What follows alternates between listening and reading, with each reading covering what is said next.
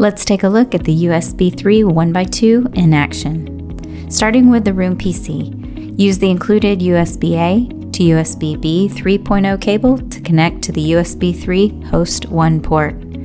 The USB host 2 port on the USB3 1x2 will connect USB-B to USB-A on the guest laptop. Finally, I'm connected from the USB camera port to my USB camera. The video from the camera is being shown through the room PC to the monitor.